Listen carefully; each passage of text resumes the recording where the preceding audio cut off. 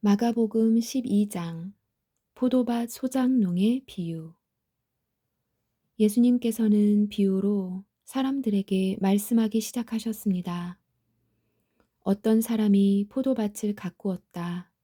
그리고 주위에 담장을 치고 포도즙을 짤 구덩이를 파고 망대를 세웠다. 그리고 포도밭을 농부들에게 빌려주고 여행을 떠났다.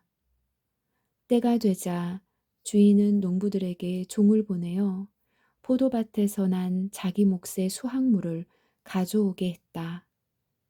그러나 농부들은 그 종을 붙잡아 때린 후 빈손으로 쫓아버렸다. 다시 주인은 다른 종을 그들에게 보냈다. 그러자 그들은 그의 머리를 때리고 깔보고 업신여겼다. 다시 주인은 다른 종을 보냈다. 그러자 그들은 그 하인을 죽였다. 다른 많은 종들을 보냈지만 농부들은 때리기도 하고 죽이기도 하였다. 주인에게는 한 사람이 더 있었는데 바로 그의 사랑하는 아들이었다. 결국 주인은 아들을 농부들에게 보내면서 말했다. 농부들이 내 아들은 존중할 것이다. 그러나 농부들은 서로 말했다. 이 사람은 주인의 상속자이다. 어서 그를 죽이자. 그러면 유산이 우리의 것이 될 것이다. 농부들은 아들을 잡아다 죽인 후 포도밭 밖으로 던져버렸다. 포도밭의 주인이 이제 어떻게 하겠느냐? 그는 포도밭에 가서 농부들을 다 죽이고 포도밭을 다른 농부들에게 줄 것이다. 이런 성경 말씀을 읽어보지 못했느냐? 건축자들이 버린 돌이 집 모퉁이의 머릿돌이 되었다. 이는 주님께서 하신 일이다. 이것이 우리 눈에 놀랍지 않은가? 그들은 이 비유가 자기들을 빗대어 하신 것임을 알고 예수님을 체포하길 원했습니다. 그러나 백성들을 두려워하여 예수님을 두고 떠나가 버렸습니다. 가이사에게 바치는 세금. 그들은 예수님의 말씀에서 트집을 잡으려고 바리새파 사람과 헤롯 당원 몇 명을 예수님께 보냈습니다. 그들이 와서 말했습니다. 선생님, 우리는 선생님께서 진실한 분이시며 아무에게도 얽매이지 않으신다고 알고 있습니다. 선생님께서는 아무도 부당하게 대하지 않으시고 하나님의 길을 진리로 가르치십니다. 가이사에게 세금을 바치는 것이 옳습니까? 내지 않는 것이 옳습니까? 세금을 내야 합니까? 내지 말아야 합니까? 예수님께서는 이 사람들의 속셈을 아시고 말씀하셨습니다.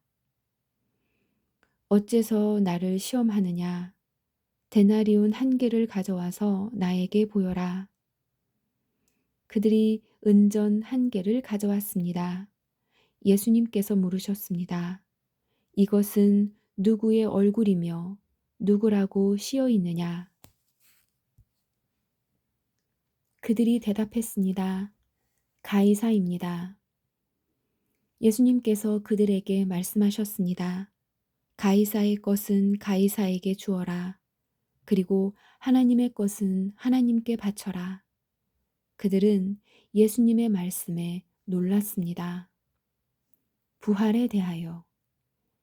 부활이 없다고 주장하는 사두개파 사람 몇 명이 예수님께 왔습니다. 그리고 예수님께 질문을 했습니다. 선생님, 모세는 형이 자식이 없이 아내만 남겨두고 죽으면 동생이 그 형수와 결혼하고 형을 위하여 자식을 낳아주어라 하고 기록했습니다.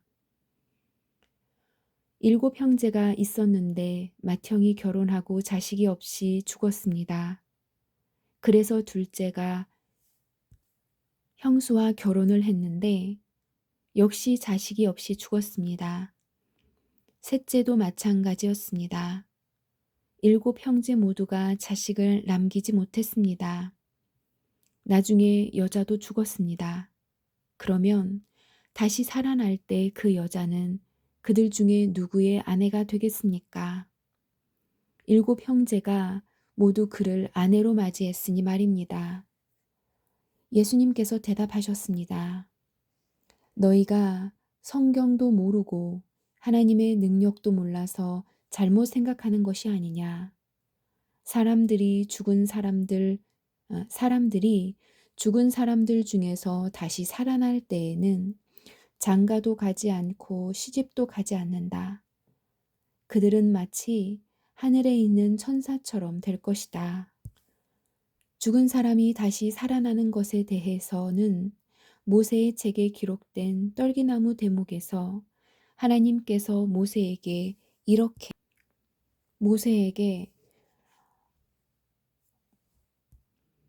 어떻게 말씀하셨는지를 읽어보지 못했느냐. 하나님께서 모세에게 나는 아브라함의 하나님, 이삭의 하나님, 그리고 야곱의 하나님이다 라고 말씀하시지 않았느냐. 하나님께서는 죽은 사람들의 하나님이 아니라 살아있는 사람들의 하나님이다. 너희가 크게 잘못 생각하고 있다. 가장 중요한 계명. 율법학자 가운데 한 사람이 다가와서 논쟁하는 것을 들었습니다. 예수님께서 사두개파 사람들에게 잘 대답하시는 것을 보고 그가 물었습니다. 모든 계명 중에 어떤 것이 가장 중요합니까? 예수님께서 대답하셨습니다. 가장 중요한 계명은 이것이다. 이스라엘아 들어라. 주 우리 하나님은 한 분이시다. 네 모든 마음과 모든 영혼과 모든 뜻과 모든 힘을 다하여 주 너희 하나님을 사랑하여라. 두 번째로 중요한 계명은 이것이다. 내 이웃을 내 몸과 같이 사랑하여라. 이 계명들보다 더 중요한 계명은 없다. 율법학자가 예수님께 말했습니다. 옳습니다, 선생님. 하나님께서는 한 분이시고 그 외에는 다른 신이 없습니다. 모든 마음과 모든 지식과 모든 힘을 다하여 하나님을 사랑하고 이웃을 자기 자신처럼 사랑하는 것이 다른 모든 번제물이나 희생제물보다 더 중요합니다. 예수님께서는 이 사람이 지혜롭게 대답하는 것을 보시고 말씀하셨습니다. 너는 하나님 나라에 가깝구나. 그 뒤로는 아무도 감히 예수님께 더 묻지 않았습니다. 다윗의 자손. 예수님께서 성전에서 가르치시고 계실 때 이렇게 물으셨습니다.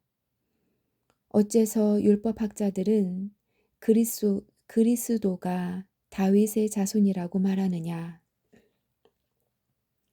다윗의 자손은 성령으로 이렇게 말하였다. 여호와께서 내 주님에게 말씀하셨다. 내가 네 원수들을 네 발 아래 굴복시킬 때까지 내 오른쪽에 앉아 있어라. 다윗 자신도 그리스도를 주님이라고 부른다. 그런데 어떻게 그리스도가 다윗의 자손이 되겠느냐?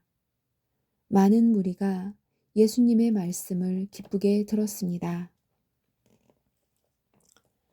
율법학자들을 조심하여라. 예수님께서 가르치시면서 말씀하셨습니다. 율법학자들을 주의하여라. 이들은 긴 옷을 입고 걸어다니기를 좋아하고 장터에서 인사받기를 좋아한다. 이들은 회당에서 높은 자리를 좋아하고 잔치에서도 윗자리를 좋아한다. 이들은 과부의 집을 삼키며 사람들에게 보이기 위해 길게 기도한다. 이런 사람들은 더 큰 심판을 받을 것이다. 과부의 헌금. 예수님께서 헌금함 맞은편에 앉으셔서 사람들이 어떻게 헌금하는가를 보셨습니다. 여러 명의 부자들이 많은 돈을 헌금했습니다. 가난한 과부가 와서 렙돈 동전 2개, 즉, 한 고드란트를 넣었습니다. 예수님께서 제자들을 부르신 후 말씀하셨습니다. 내가 너희에게 진정으로 말한다. 이 가난한 과부가 헌금함에 돈을 넣은 다른 어떤 사람들보다 더 많이 헌금을 하였다. 다른 모든 사람들은 넉넉한 중에서 헌금을 하였지만 과부는 가지고 있던 모든 것, 즉 생활에 필요한 돈 전부를 바쳤다.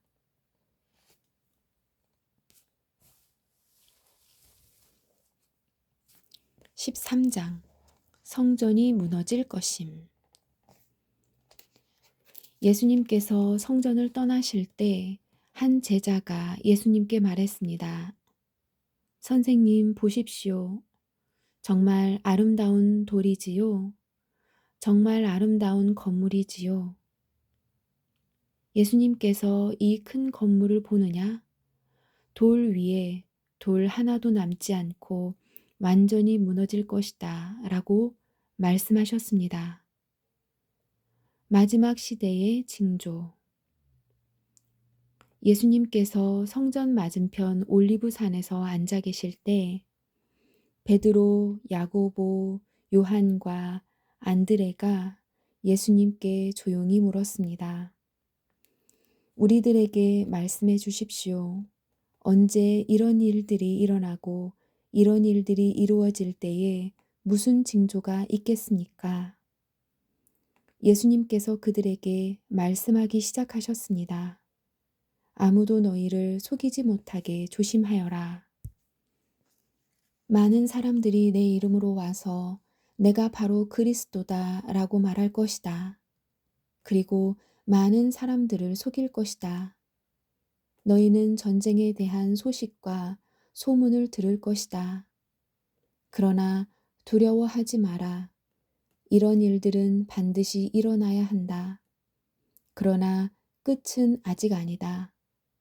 민족이 다른 민족과 싸우려고 일어나고 나라가 나라와 싸우려고 일어날 것이다. 여러 곳에서 지진이 일어나고 기근도 있을 것이다. 이런 것들은 출산하는 진통의 시작에 불과하다. 너희는 주의하여라. 사람들이 너희를 법정에 넘길 것이고 너희는 회당에서 매를 맞을 것이다. 너희가 나 때문에 총독들과 임금 앞에 서게 되어 그들에게 증언할 것이다. 그러나 먼저 복음이 모든 민족에게 전해질 것이다. 사람들이 너희를 체포하여 재판에 넘길 때 무엇을 말할까 하고 걱정하지 마라. 그때에 하나님께서 너희에게 주시는 것들을 말하여라. 말하는 것은 너희가 아니고 성령님이시다. 형이 동생을 죽게 내주고 아버지가 자식들을 내주고 자식들이 부모를 거역하여 일어나며 죽게 할 것이다. 내 이름 때문에 너희가 미움을 받을 것이다. 그러나 끝까지 견디는 사람은 구원을 받을 것이다. 가장 큰 재난. 멸망케 하는 혐오할 만한 것이 서 있지 않아야 할 곳에 서 있는 것을 보거든 읽는 사람은 깨달아라. 유대에 있는 사람들은 산으로 도망하여라. 지붕 위에 있는 사람은 집에 있는 것을 가지고 나오려고 내려와 들어가지 마라. 밭에 있는 사람은 옷을 가지려고 돌아서지 마라. 그때에는 임신한 여자들이나 아기에게 젖을 먹이는 여자들에게 화가 있다. 이런 일이 겨울에 일어나지 않도록 기도하여라. 그때에는 환란이 있을 것인데 이런 환란은 하나님께서 세상을 만드신 때부터 지금까지 없었던 것이며 앞으로도 이런 환난은 없을 것이다. 주님께서 이 날들을 줄여주시지 않는다면 어느 생명도 구원받지 못할 것이다. 그러나 하나님께서 선택한 사람들을 위하여 이 날들을 줄이셨다. 그때에 어떤 사람이 여보시오, 그리스도가 여기 계십니다. 또는 저기 계십니다 하고 말해도 믿지 마라. 거짓 그리스도와 거짓 예언자들이 일어나서 증거와 기적을 보여줄 것이다. 그래서 가능하면 선택된 사람들을 잘못된 길로 인도하려고 할 것이다. 그러므로 조심하여라. 내가 모든 것을 이미 일러주었다. 인자가 오심. 그러나 그때에 환란이 지나가면 해가 어두워지고 달이 그 빛을 내지 않을 것이다.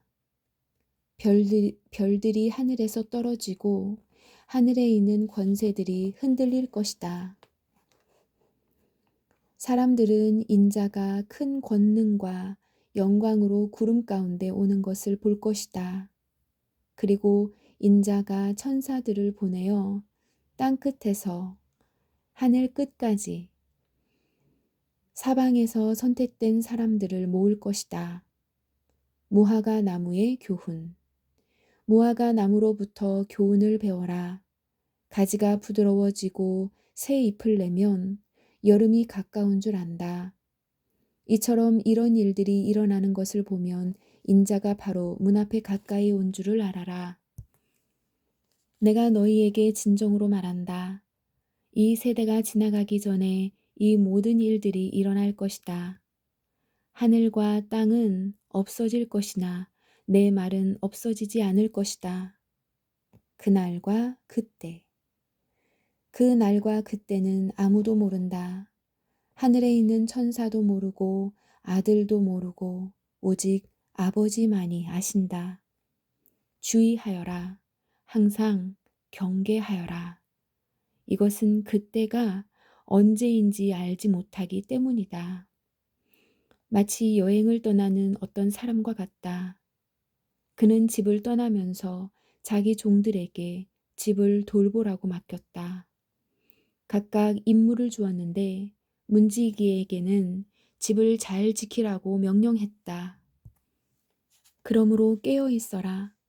집주인이 언제 돌아올지 저녁에 혹은 밤중에 혹은 새벽 닭이 울 때 혹은 아침 무렵에 올지 모르기 때문이다. 그가 갑자기 돌아와서 너희가 자고 있는 것을 보지 않게 하라. 내가 너희에게 말하는 것은 모두에게 하는 말이다. 항상 깨어 있어라. 14장. 예수님을 죽일 계획. 유월절과 무교절이 되기 이틀 전이었습니다. 대제사장들과 율법학자들이 흉계를 꾸며 예수님을 아무도 모르게 잡아서 죽이려고 하였습니다. 이들이 말했습니다. 명절 동안에는 안 돼. 사람들이 소동을 일으킬 수 있어. 예수님께 향유를 부은 여자. 예수님께서 베다니 마을에 있는 문둥병에 걸렸던 시몬의 집에서 음식을 드시고 계셨습니다. 한 여자가 매우 비싼 나드 향유 한 병을 가지고 왔습니다. 그리고 병을 열고 향유를 예수님의 머리에 부었습니다. 그러자 몇몇 사람이 화를 내면서 서로 말했습니다. 어째서 향유를 낭비하는 거지? 이 향유는 300데나리온에 팔 수도 있고 그 돈으로 가난한 사람들을 도울 수도 있었을 텐데. 그리고 여자를 호되게 나무랐습니다. 예수님께서 말씀하셨습니다. 가만두어라. 어째서 여자를 괴롭히느냐? 그는 내게 좋은 일을 했다. 가난한 사람들은 항상 너희와 함께 있으므로 원하면 언제든지 좋은 일을 할 수 있다. 그러나 나는 항상 너희와 함께 있는 것이 아니다. 여자는 자기가 할 수 있는 일을 했다. 죽기 전에 내 장례를 위해 내 몸에 향유를 부어준 것이다. 내가 너희에게 진정으로 말한다. 복음이 온 세상에 전해질 때 이 여인이 한 일도 알려져서 사람들이 기억하게 될 것이다. 유다의 배반. 12제자 가운데 한 사람인 가룟 유다가 예수님을 넘겨주려고 대제사장들에게 갔습니다. 대제사장들은 이 말을 듣고 기뻐했습니다. 그리고 유다에게 돈을 주기로 약속했습니다. 그래서 유다는 예수님을 넘겨줄 좋은 기회를 엿보기 시작했습니다. 유월절 음식을 나누심. 무교절의 첫 번째 날, 즉 유월절 양을 잡는 날에 제자들이 예수님께 여쭈었습니다. 유월절 음식을 어디에 가서 준비할까요? 예수님께서 제자들 가운데 2명을 보내시면서 말씀하셨습니다. 성으로 들어가거라. 물병을 든 사람을 만나면 그를 따라가거라. 그가 들어가는 집의 주인에게 선생님께서 제자들과 함께 유월절 음식을 먹을 수 있는 방이 어디냐고 물으십니다. 라고 하여라. 그러면 집주인이 너희에게 준비된 커다란 다락방을 보여줄 것이다. 그곳에서 음식을 준비하여라. 제자들이 떠나서 성으로 들어갔습니다. 예수님께서 말씀하신 그대로였습니다. 그래서 유월절을 준비했습니다. 저녁이 되자 예수님께서 12제자들과 함께 그 집으로 가셨습니다. 식사를 하는 동안 예수님께서 말씀하셨습니다. 내가 너희에게 진정으로 말한다. 나와 함께 음식을 먹고 있는 너희 가운데 한 사람이 나를 배반할 것이다. 제자들이 근심하면서 한 사람씩 예수님께 말했습니다. 설마 제가 그 사람입니까? 예수님께서 대답하셨습니다. 12제자 가운데 한 사람이며 나와 함께 그릇에 손 넣을 사람이다. 나와 함께 그릇에 손을 넣는 사람이다. 인자는 성경에 기록된 대로 죽지만 인자를 넘겨주는 사람에게는 화가 있다. 그 사람은 차라리 태어나지 않았더라면 자신에게 더 좋았을 것이다. 마지막 만찬. 식사를 하는 동안 예수님께서는 빵을 들고 감사 기도를 드리셨습니다. 그리고 떼어서 제자들에게 주시며 말씀하셨습니다. 받아라, 이것은 나의 몸이다. 또 잔을 들고 감사 기도를 드리셨습니다. 그리고 제자들에게 잔을 주어 제자들이 마셨습니다. 예수님께서 말씀하셨습니다. 이것은 많은 사람들을 위해 쏟는 나의 피, 곧 언약의 피다. 내가 진정으로 너희에게 말한다. 내가 하나님 나라에서 새 것으로 마실 그날이 올 때까지는 결코 다시 포도나무에서 난 것을 마시지 않을 것이다. 예수님과 제자들은 찬송을 부른 뒤 올리브산으로 올라갔습니다. 베드로가 모른다고 할 것을 예언하심. 예수님께서 제자들에게 말씀하셨습니다. 너희는 모두 나를 버릴 것이다. 성경에 이렇게 쓰여 있다. 내가 목자를 치리니 양들은 흩어질 것이다. 그러나 내가 살아난 후 너희보다 먼저 갈릴리로 갈 것이다. 베드로가 말했습니다. 모두가 버릴지라도 저는 그렇지 않을 것입니다. 예수님께서 대답하셨습니다. 내가 너에게 진정으로 말한다. 오늘 밤 닭이 2번 울기 전에 네가 나를 모른다고 3번 말할 것이다. 베드로는 강조하여 말했습니다. 주님과 함께 죽을지언정 결코 모른다고 하지 않을 것입니다. 다른 모든 제자들도 같은 말을 했습니다. 겟세마네 동산에서 기도하심. 예수님과 제자들이 겟세마네라고 하는 곳으로 갔습니다. 예수님께서 제자들에게 말씀하셨습니다. 내가 기도하는 동안에 여기 앉아 있어라. 예수님께서는 베드로와 야고보 그리고 요한을 데리고 가셨습니다. 예수님께서는 매우 근심하며 괴로워하셨습니다. 예수님께서 말씀하셨습니다. 내 영혼이 심히 괴로워 죽을 지경이다. 여기서 머무르면서 깨어 있어라. 예수님께서 조금 더 가셔서 땅에 엎드리셨습니다. 그리고 할 수만 있다면 그때가 지나가 버리기를 기도하셨습니다. 예수님께서 기도하셨습니다. 아바 아버지, 아버지께서는 모든 것을 하실 수 있으시니 이 잔을 없애 주십시오. 그러나 제 뜻대로 하지 마시고 아버지의 뜻대로 하십시오. 예수님께서 제자들에게 오셔서 자고 있는 것을 보시고 베드로에게 말씀하셨습니다. 시몬아, 자고 있느냐? 나와 함께 1시간도 깨어 있을 수 없더냐? 시험에 들지 않도록 깨어서 기도하여라. 영은 원하지만 몸이 연약하구나. 다시 예수님께서 제자들을 떠나서 같은 말씀으로 기도하셨습니다. 그리고 다시 제자들에게 오셔서 자고 있는 모습을 보셨습니다. 그것은 제자들이 너무 졸렸기 때문입니다.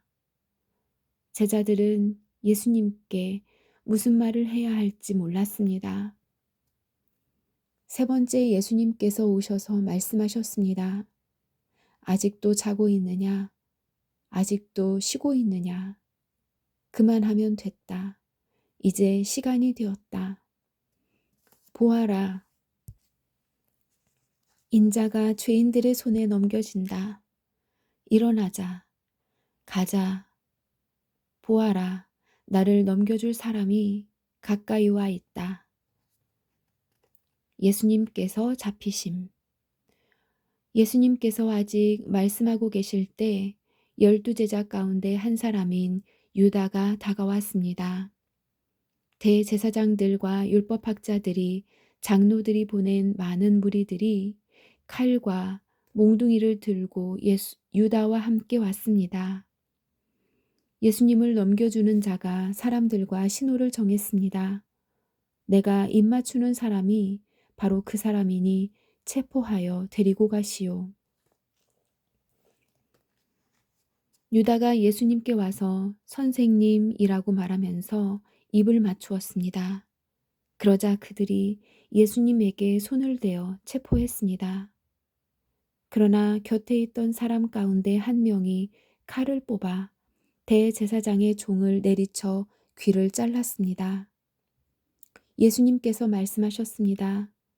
마치 강도를 잡는 것처럼 나를 잡으려고 칼과 몽둥이를 가지고 왔느냐.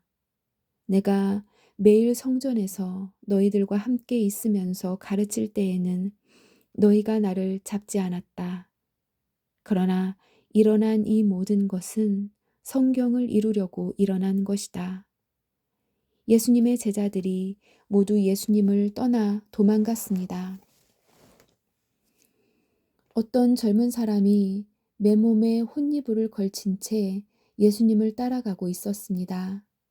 사람들이 그를 잡았습니다. 그러자 혼이불을 벗어던진 채 벌거벗고 도망쳤습니다. 대제사장 앞에 서신 예수님. 사람들은 예수님을 대제사장에게로 데리고 갔습니다.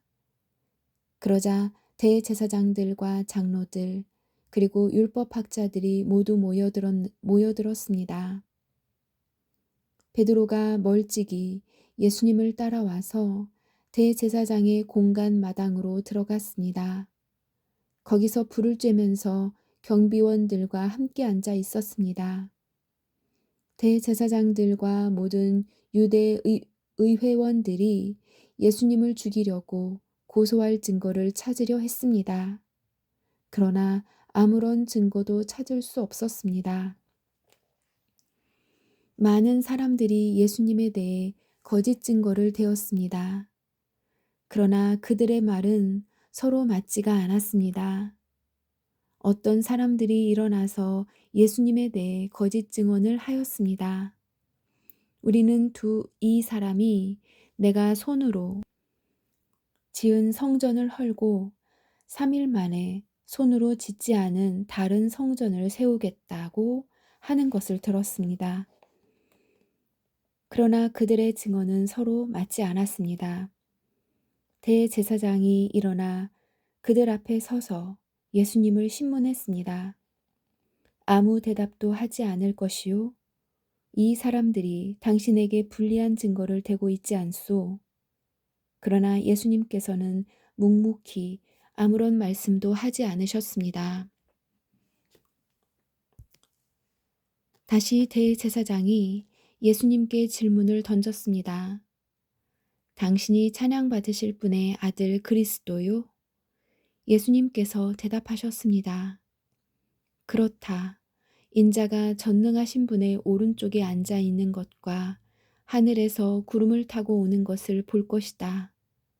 대제사장이 자기 옷을 찢으며 말했습니다. 무슨 증인이 더 필요하겠는가? 너희는 하나님을 모독하는 소리를 들었다. 너희는 어떻게 생각하느냐? 그러자 모두가 예수님을 사형시켜야 한다고 했습니다. 어떤 사람들은 예수님께 침을 뱉기 시작했습니다.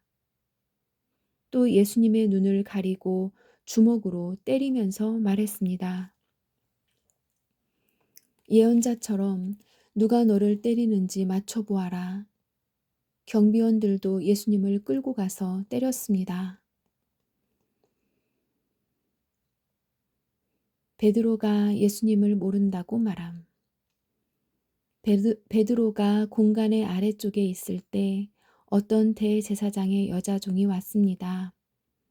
베드로가 불을 쬐고 있는 것을 보고 노려보며 말했습니다. 당신도 나사렛 예수와 함께 있었지요? 베드로는 부인하며 말했습니다. 네가 무엇을 두고 말하는지 모르겠다. 그리고 베드로는 입구 쪽으로 옮겨갔습니다. 그때 닭이 울었습니다. 또 여자 종이 베드로를 보고 다시 한번 거기 있던 사람들에게 말했습니다. 이 사람도 예수와 한패예요. 다시 베드로가 부인했습니다. 잠시 후에 거기 있던 사람들이 베드로에게 말했습니다. 확실히 당신은 예수와 한패요. 당신은 갈릴리 사람이니까. 베드로는 저주하며 맹세하였습니다. 당신들이 말하는 사람이 누구인지 나는 모르오. 그러자 닭이 2번째 울었습니다. 베드로는 예수님께서 자기에게 닭이 2번 울기 전에 네가 나를 세 번이나 모른다고 할 것이다 라고 한 말씀이 기억났습니다. 그래서 엎드려서 울었습니다. 아멘.